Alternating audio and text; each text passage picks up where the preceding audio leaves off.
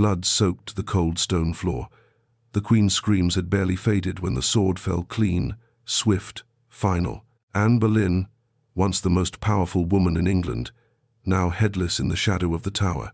Just 3 years earlier, Henry VIII had torn his kingdom from the Catholic Church to possess her.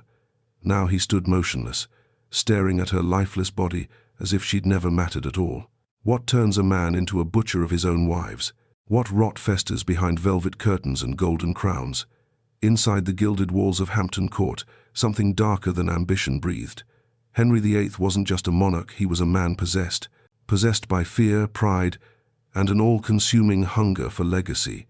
Yet even that legacy trembled under the weight of his paranoia. Because the most terrifying thing about Henry wasn't the executions, it was the silence when he smiled before ordering them. Hampton Court shimmered with opulence, but its corridors echoed with secrets. Courtiers whispered in shadows, terrified that an idle word might be their last. A glance, a rumor, a name spoken in confidence, it could all end in the Tower. Each night, the king's paranoia deepened. He paced alone beneath frescoed ceilings, eyes darting, haunted by betrayal real and imagined. Once, his laughter had filled the court.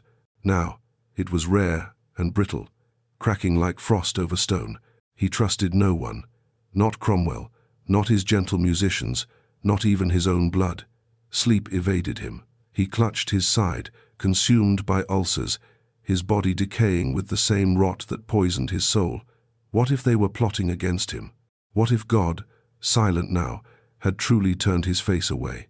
Every night, Henry whispered prayers, not for forgiveness, for power, for survival, for a future that feared him as much as it honored him. But power exacted a price, and the king paid it in flesh and madness. As his body bloated, festering with gangrenous sores and unhealed wounds, his mind unraveled stitch by stitch. Catherine Howard was next, 17, radiant and doomed. She danced through the palace like spring sunlight, too innocent to see the blade already forging her fate. When rumors reached him, rumors of past lovers, of secrets she never had a chance to confess, something inside him broke. Still reeling from betrayal, he called for interrogations, confessions, torture. Servants were dragged from their rooms, letters were seized, and Catherine, barefoot and weeping, was led down the same path Anne had once walked. The walls of Whitehall closed in like a sarcophagus. Was it justice, or just another sacrifice to the altar of Henry's fear? He watched her execution from a gilded window, eyes dry, lips mumbling again, not to God, but to ghosts only he could hear. As death claimed Catherine, the palace grew colder. Doors creaked where none had touched them. Shadows bent unnaturally along candlelit corridors. And still Henry lingered, not with grief, with obsession. Obsessed with lineage, with sons, with permanence carved into fragile human bodies. But the more he reached for immortality, the more it slipped through his fingers like sand soaked in blood. Jane Seymour had given him Edward, a son at last, then died in agony days later. Her death gutted the court, but Henry called it divine will. He wore black for months, yet behind that mourning veil was a flicker of relief. One heir was enough until it no longer was. The fear crept back in. What if Edward died? What if his legacy ended with dust and nameless bones? Every banquet, every wedding, every execution became a ritual against oblivion. Henry was no longer building a dynasty. He was burying his fears in silk and steel. The palace mirrors lied. They showed a man crowned in velvet, not the grotesque figure collapsing beneath layers of denial and desperation. By the time his final queen, Catherine Parr, entered the picture, Henry was more ghost than king. Her days were spent maneuvering around a minefield of moods and memories. One false move, one misunderstood prayer, and she'd vanish like the others. Even love was calculated now, performative, stiff. Meanwhile, old betrayals replayed in his mind like cursed scripture. Thomas More, beheaded. Wolsey, discarded. Cromwell, once the architect of his power, reduced to a traitor's grave. Did it end the whispers? The nightmares? No, the faces only multiplied. They stared at him in polished goblets, swirled in the torchlight, whispered through tapestries. As Henry carved his royal portrait deeper into stone, Time carved its revenge into him, not in dramatic battles or final words, but in silence, in the long, echoing silence of a king so feared no one dared mourn him. And so he died, not with fanfare, but with rot in the leg and terror in his eyes. The same golden bedchamber where he once dreamed of empires became his tomb before death.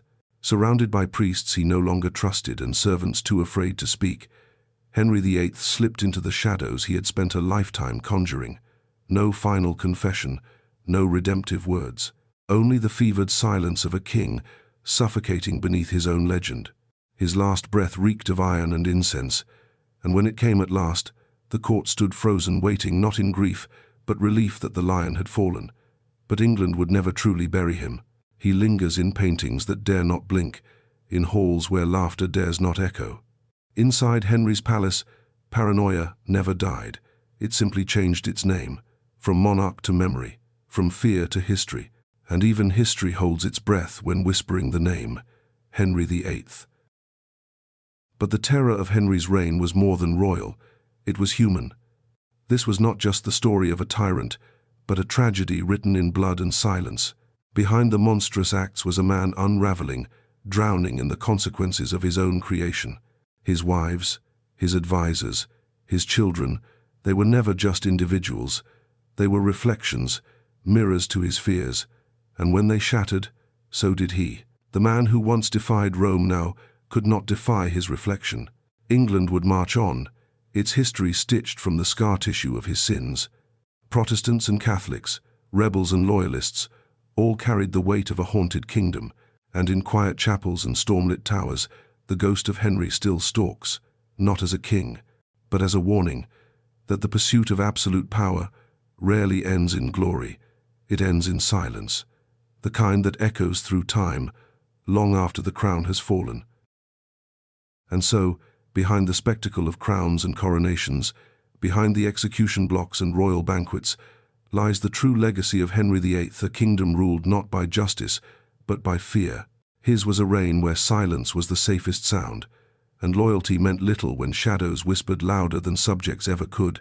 History records him as formidable, decisive, great even, but look closer. Look at the terrified eyes of women bearing heirs, the trembling hands of counselors drafting final letters, the hollow footprints down palace halls where no forgiveness ever arrived.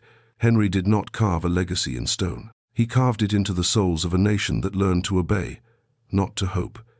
Centuries later, his story still stands not as a monument, but as a mirror, one that dares to ask, not just what a king can become, but what fear can make of a man. And still, within those ancient walls, the echo remains. The echo is not fading. Within the marble silence of palaces turned tourist sites and sunlit paintings admired but not understood, Henry's shadow still shifts. It moves along velvet ropes and between columns, embedded in the very stones his boots once thundered across. Visitors marvel at the grandeur, the symmetry, the tapestries. Few feel the chill beneath it all. Fewer still realize they are walking through a mausoleum of fear dressed in majesty. His throne is empty, but the questions he left behind still breathe. How much cruelty can ambition justify? How many lives are worth a son? The weight of his deeds, like the tolling of cathedral bells, rings on through the ages. And though history may polish him with titles, flatter him with songs, the truth lingers elsewhere. In the silences, in the sighs before sentences were signed, in the pause between heartbeat and blade. That is where Henry VIII truly lives, and never, ever sleeps. History closes the book, but it does not lock the doors. Henry VIII's tale is not a relic, it is a ripple, disturbing centuries with every turn of a page. His paranoia outlived him, reshaped the religion of a nation, and rewrote the rules of loyalty and love. What began with passion ended with purges. What was crowned with glory rotted beneath velvet. England bore his scars not just in archives, but in wounds too deep for parchment. And as his gaze continues to haunt from oil-aged canvases, the question remains unanswered. Was he a king who lost his soul to power, or a soul who never had one to begin with? You can still feel it, if you listen. The hush before a name is spoken, the way light trembles in old halls, the echo of a tyrant whose heartbeat once dictated history. It is not just Henry who never sleeps, it is what he became. Fear itself. Fear itself wears many faces. In Henry's age it wore ermine robes and a jeweled crown. Today it wears uncertainty, silence, and the hollow chill of unchecked power. His palace may now house gift shops and velvet ropes, but the coldness has not lifted. The stories tourists hear skim the surface, but they do not touch the screams that once echoed through those halls. They do not hear the footsteps that paused outside bedchambers, the prayers whispered into pillows that would never be answered. Henry did more than change England. He bent it, scarred it, shaped it into something that would carry his terror centuries forward. Even now, his story is more warning than tale, more shadow than shape. Walk through Hampton Court with your heart open, and you may feel it. Not just the memory of a king, but the breathless presence of fear, waiting, watching, never needing a crown to rule again. We close the doors behind us, but the story does not stay shut. Henry's reign lives in every monarch who fears dissent more than dialogue, in every institution that chooses silence over truth, and in every person who looks away from cruelty simply because it wears a crown.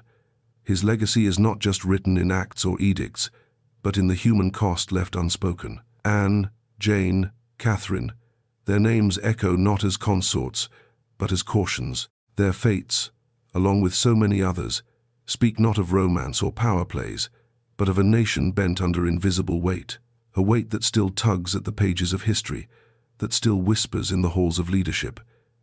Henry VIII was more than a king. He was a mirror held up to the darkest corners of ambition, control, and fear. And mirrors, once cracked, never forget the hand that broke them. Look too long, and you might see not Henry, but yourself. Because that is the true horror of Henry's legacy, not the bloodshed, not the broken vows, not even the shuttered chapels echoing with unanswered prayers. It is the way fear disguised itself as loyalty, the way power slipped past morality dressed as righteousness. Henry's reign was never just about who lived or died.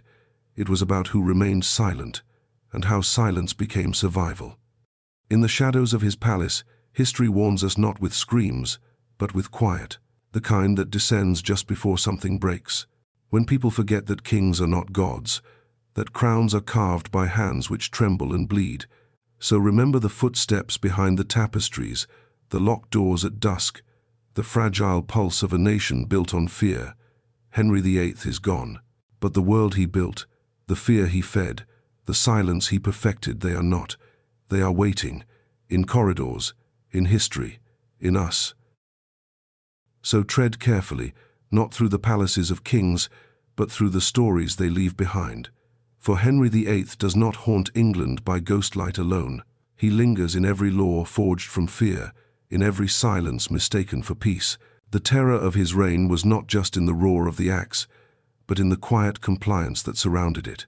And if we turn away, if we forget that tyranny can wear a human face, can speak softly, can love fiercely, and still destroy everything it touches, then we invite history to repeat, not as lesson, but as curse. Henry's world began with dreams and ended in dread. But the final chapter is not his to write, it is ours. To whisper the truths history tried to bury, to listen for the silences that scream the loudest, and to remember that the most terrifying kings are not those in the past, but the ones we fail to see coming. So let the crowned ghosts rest, but do not rest in their silence. Do not mistake power for virtue, or pageantry for peace. The corridors of history are littered with men like Henry VIII, men who wrapped terror in tradition, who cloaked cruelty in ceremony. His was a reign not measured in triumphs, but in tremors, felt long after the sword was sheathed. That is the final truth of the man behind the crown, not a monster, not a myth, but a mirror, one cracked by fear, framed by ambition, and polished by time. He taught us that greatness without goodness is a curse, and that silence in the face of injustice is the most loyal subject tyranny ever breeds.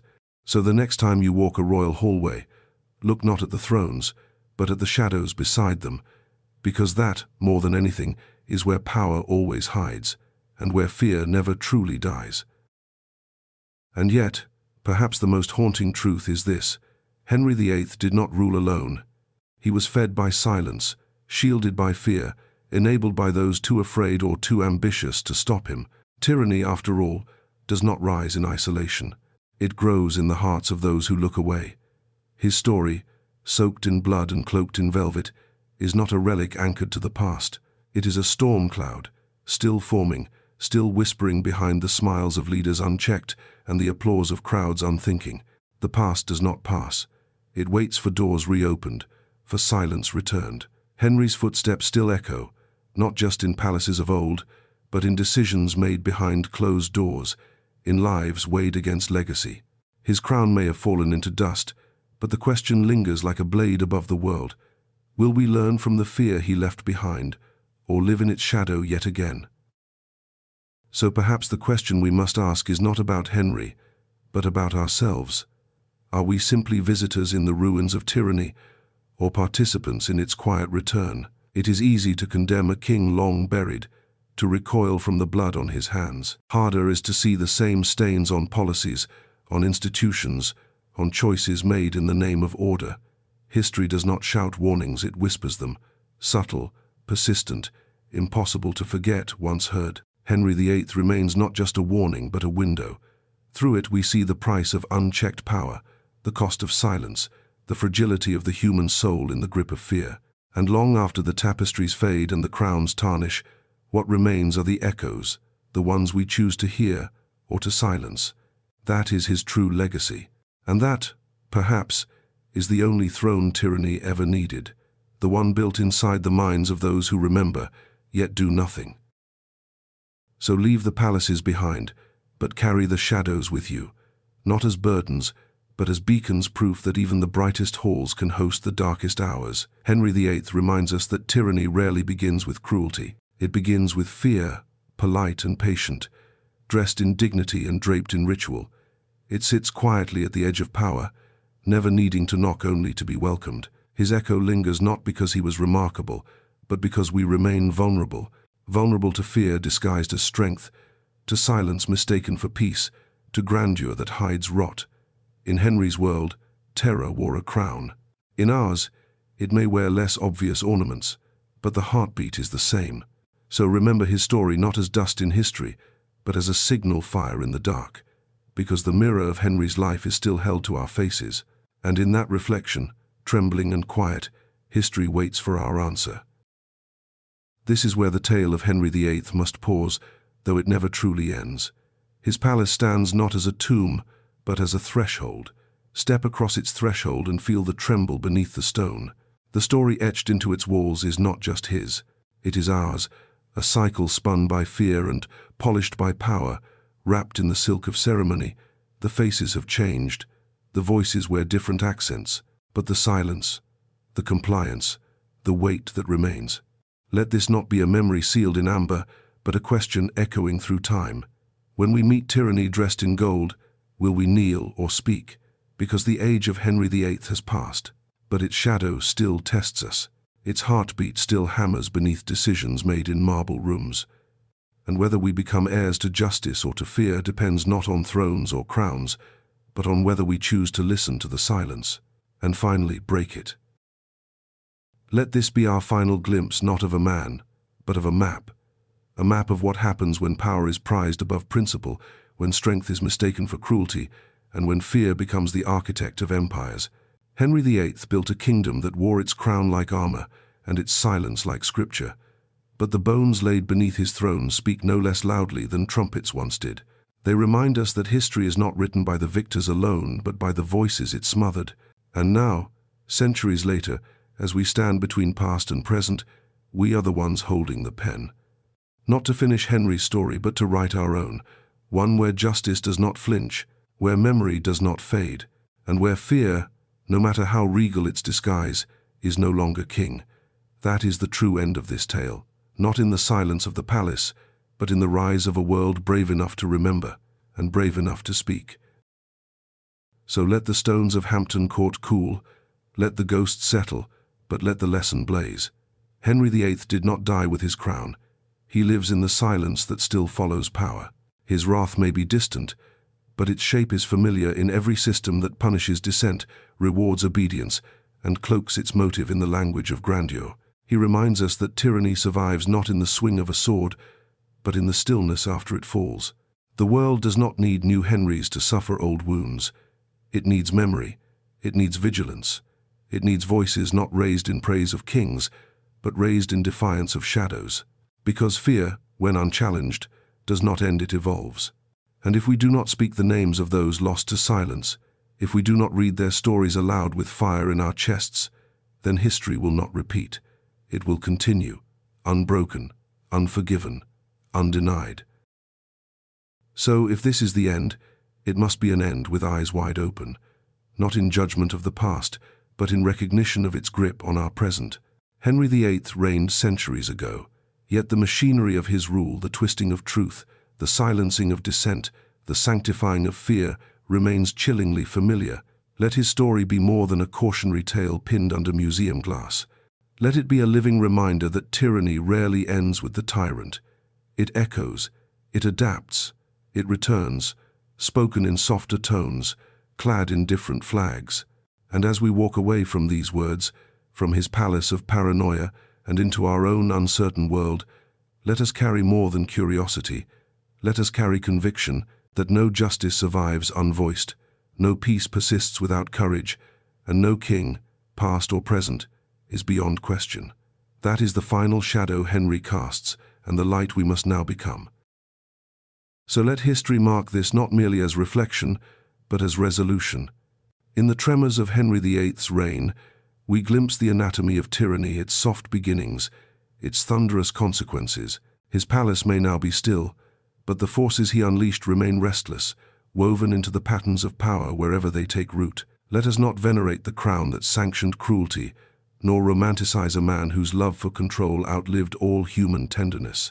Instead, let his memory compel us to see, to speak, to resist, not just in grand halls, but in quiet moments where principle meets pressure. Because the final legacy of Henry VIII is not within walls of stone or pages of parchment, but in every silence challenged, every truth told, every tyrant unmasked. And as the last echoes of his name fade into the dark, what remains is not fear, but the courage to never let history repeat, unchallenged and unremembered, again. And now the candles gutter low.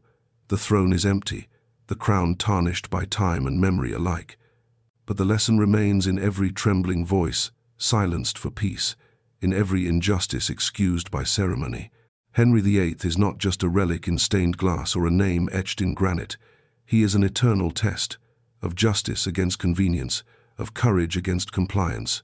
His story does not end in the tomb, nor in the textbooks, but in each moment we are faced with choosing silence or truth. So let the final word not belong to the king, but to those who outlasted him, those who whispered truth behind closed doors, who endured the shadow and still spoke light. If fear built his palace, then memory must tear it down, not in violence, but with vigilance. Because history does not ask us to watch, it dares us to act. And that, truly, is how tyrants fall, and how the future stands. Let the pages close not with dread, but with defiance. Henry VIII may have ruled with fear, but fear need not rule us. His story soaked in sorrow, power, and silence is done. Ours is not. We walk forward carrying lessons carved in bone and ink, not to mourn the past, but to master it. We are not watchers at the gates of history, we are its keepers. And so we remember, not to relive, but to resist, not for crowns or glory, but for truth. Let every echo in palace stone remind us not of the king who fell, but of the voices that rose. And if ever again the shadow lengthens, if tyranny dares to knock wearing a new crown, we will know how to answer, not with silence, but with the words his victims never got to speak. No more. Thus ends the story of Henry VIII, not in fear, but in the fire of remembrance reborn. There, in the final flicker of candlelight and closing echoes of a name once thundered across kingdoms, we leave not a reign, but a reckoning. The legacy of Henry VIII does not gather dust, it breathes. It waits in moments we hesitate to speak, in systems we fail to question, in cruelties repeated under different banners. His was not a singular crime of history, but a mirror polished by time, daring every generation to look again. So let the last word be ours, not whispered in fear, but spoken with clarity. Never again. Not to kings who demand silence, not to thrones built on obedience. The story does not end with the fall of the crown, it begins with the rise of the voice. That is where history turns. That is where we stand. And that is where the shadows of Henry's palace finally lose their power, not in forgetting, but in remembering, in choosing courage, in breaking the silence. Let it end not with fear, but with fire, the fire of remembrance, of reckoning, of restless truth. Let every footstep through Henry's courts remind us not of pageantry, but of peril. That beneath every golden ceiling may lie a silence forged in suffering. That behind every smiling portrait might wait a scream history chose not to hear. If Henry's crown taught us anything, it is that unchecked power does not end when the king dies. It lingers in the laws, in the stories we fail to question, in the comforts we refuse to confront. So we do not bow to time, we rise with it. Voices louder than the silence he left, truer than the myths carved in marble. From this palace of ghosts, we step into our own kingdoms, not with crowns, but with conscience. And though Henry VIII's shadow may stretch across centuries, it is our light that must finally bring the dark to its knees. So, let that light burn not as spectacle but as purpose. Let it blaze in courtrooms and classrooms, in every heart that refuses to let fear rule again. Henry VIII built an empire of dread, but we are the architects of its unraveling, not with vengeance, but with vigilance, not to erase the past, but to illuminate it. His name echoes not for what he created, but for what he destroyed. May we be remembered not for the shadows we inherit, but for the courage we choose. For every voice once silenced, let 1,000 rise. For every truth once buried, let it be unearthed with defiance. There will always be palaces, there will always be kings, but what history forgets, conscience remembers. And it is that memory, fierce, unshaken, immortal, that brings us home. Past the silence, past the fear, into the kind of history that does not just repeat but rises, resists, and finally, redeems. So walk away from Henry's haunted halls, not with reverence, but with resolve. Let the echoes of his reign serve not as echoes of glory, but as warnings sung in laments. His story was not meant to be admired, but confronted. We do not need more kings clad in certainty and crowned with silence. We need eyes that see through spectacle, minds that question, hearts that refuse to fear the cost of truth. Let the final shadow Henry VIII cast not stretch across our future, but disappear beneath the stride of those who will not forget, because the crown he wore was made heavy not just with power, but with the weight of every voice he silenced. And now, at last, those voices rise, not in isolation, not in mourning, but together, speaking the words the centuries have waited to hear. No more fear, no more silence, no more thrones built on fading echoes. This is not the end of his shadow, it is the breaking of its spell. So we turn the final corner, not into darkness, but into dawn. The tale of Henry VIII ends not with the man, but with the mirror he held to the world, a mirror cracked with cruelty, yet reflecting truths too urgent to ignore. His palace may now echo with footsteps of the curious, but between the tapestries and timbers still lies a warning. That power sought for its own sake erodes not just the soul of the ruler, but of the realm itself. We remember him not for the banners or battles, but for the cost of a crown unchecked. And now, centuries later, we choose what becomes of his memory, whether it hardens into myth or kindles a fire that refuses to dim. Let it be the fire, the one that keeps us watchful, the one that refuses silence, the one that ensures fear will never rule unchallenged again. In that choice, not the throne, lies the true power of history. So let this final breath of the narrative settle, not into stillness, but into strength.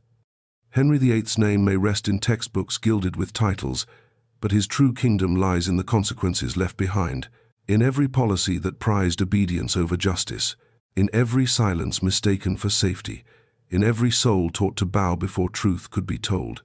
We do not raise his tale to exalt him, but to expose what unchecked power births in the shadowed corners of history.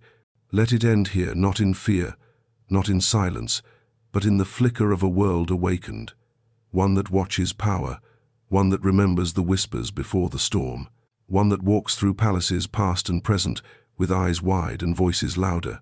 That is how legacies are transformed, not by forgetting tyrants, but by outliving their shadows. This is not just the end of a story, it is the beginning of something braver.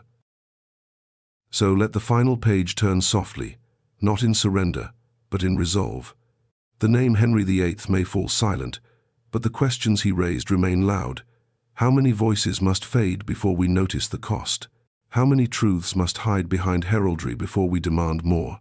His reign began with weddings and wars, but ended in whispers, each one a reminder that history is not made by the powerful alone, but by those who endure power's consequences. We do not walk away from this tale as passive listeners, but awakened witnesses. The silence he sculpted is broken now, shattered by remembrance and rekindled by truth. If fear ruled his court, let courage rule ours. Let every story silenced in his shadow now find a voice. The throne is empty, the echo fades, but the reckoning continues in us, through us, beyond us. That is how Henry's shadow ends, in the light we finally choose to hold. Let the silence fall now not as a curtain, but as a call not to forget the throne built on trembling faith and silenced dissent, but to remember that every age crafts its own Henrys. They may not wear crowns or command courtiers, but they thrive where memory fades and truth stands alone. His was a reign that stripped humanity from hierarchy, that masked frailty with fear. Yet what he could not destroy, not with swords, nor suspicion, is the echo of defiance that time carries forward. That echo, now ours, whispers that power must always answer to the people it governs, and that the truest strength lies not in domination, but in daring to speak when history demands it. So let the last word be not his name, but the courage to speak one's truth even when the halls shake, even when the crown looms. That is the throne history cannot unmake. So let the shadows rest, but do not put down the torch.